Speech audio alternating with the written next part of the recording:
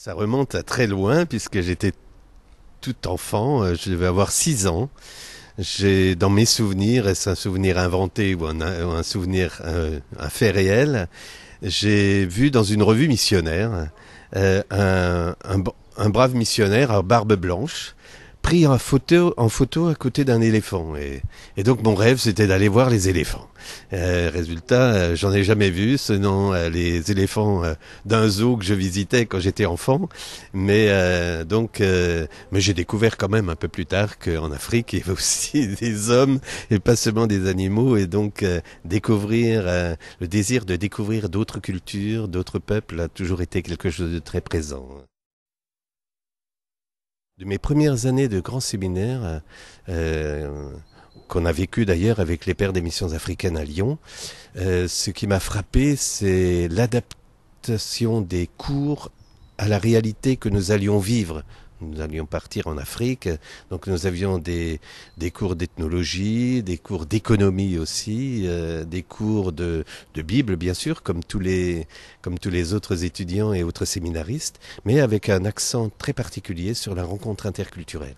C'est aussi cette capacité à analyser la réalité, à l'accueillir, voilà, et porter attention à la vie des gens. Tout cela, je crois vraiment que ça m'a beaucoup marqué. De le vivre avec des chrétiens, plus peut-être bon que de faire la démarche moi-même, mais de vivre la réconciliation avec d'autres chrétiens, se tenir ensemble humblement devant un Dieu de miséricorde, sans jugement,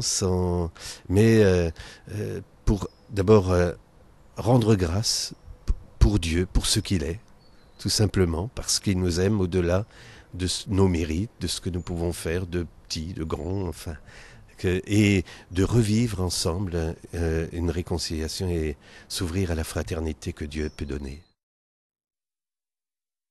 Je la soigne, j'essaie de partir aussi des questions de l'heure, hein, de voir comment la parole de Dieu rejoint les conditions concrètes de vie des gens.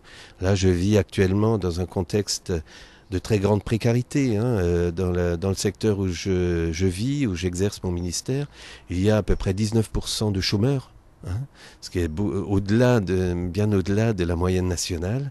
Je rencontre au quotidien, donc, puisque aussi je travaille au Resto du Cœur, hein, je suis bénévole au Resto du Cœur, donc cette précarité et d'ouvrir la communauté à cette présence à la fois bon multiculturelle, mais aussi à ces hommes et ces femmes qui vivent au quotidien la précarité. En tant que religieux, donc je vis en communauté et donc nous avons des temps de prière, hein, l'office du jour, aussi l'Eucharistie quotidienne, où nous relisons aussi notre vécu.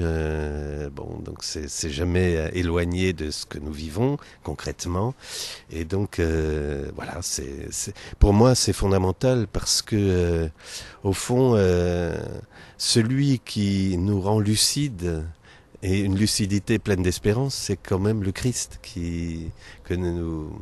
auquel nous sommes attachés et à l'école duquel on se met quoi, au quotidien.